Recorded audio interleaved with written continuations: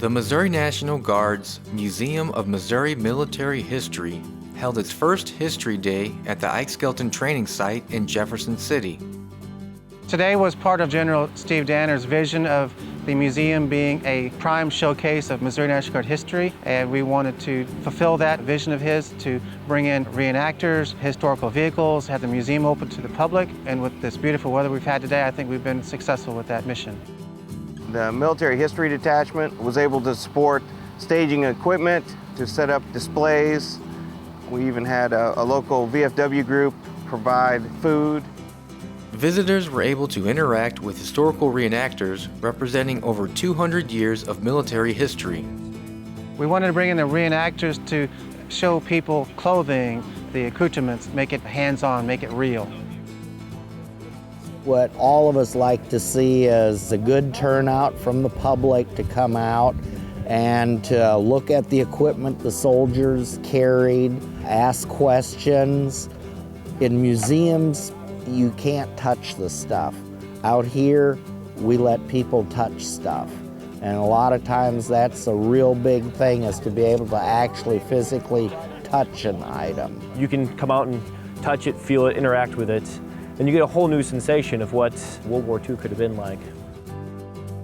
They get to actually see someone in the uniform. They don't have to imagine it or see a picture. They can actually see it and talk to somebody, and they can have a better understanding of it. That's what it's all about, education. That love of history and the love of veterans and the appreciation for their sacrifices drives me to be a part of history that doesn't have to be dead.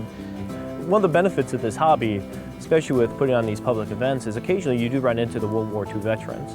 And you actually get to hear their side of the story. Most of these stories aren't written down in history books. They're not written down in even diaries. So when they tell us these stories, we remember them. We keep passing them on. When we educate the public, we'll pass on stories from veterans that have talked to us.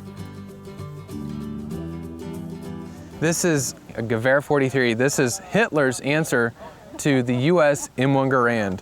The German forces were caught off guard in World War II not having a semi-automatic rifle. This has a 10-round magazine that fires 8mm Mauser semi-automatic. So as fast as you can pull that trigger, you're going to shoot an 8mm round downrange. This is the German MG42, or machine Gewehr. This is the general purpose machine gun of the German army after about 1942, also known as Hitler's buzzsaw. This weapon had a very high rate of fire, meaning it could fire about 1,200 rounds a minute. When it has an optic mounted on the tripod, this could engage targets out to about 3,000 meters, so about a mile away. Here we have what they call a 1915 French Adrian helmet.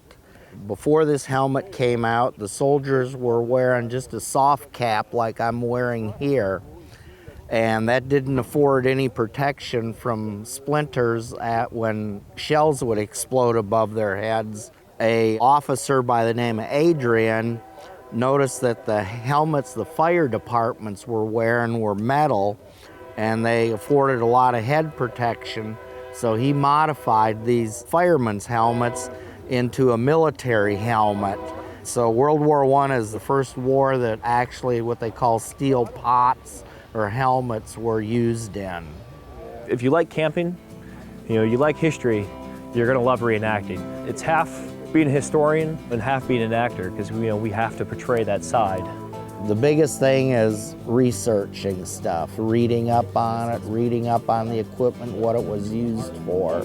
Anytime you can reach out to the community and share with them what's important to the Missouri Guard, what's important to Missouri military history, I mean, wow, what a wonderful opportunity.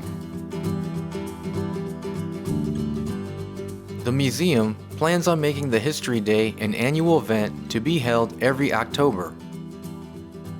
I think it'd be great for the museum and the public, and then it affords us time to come out and interact with everybody. The museum was able to gain more public awareness of our museum, public awareness of the Missouri National Guard, what we do, and also for people in the public to learn about the history of Missouri, its military history, and get a better appreciation of our current military as well as our past military.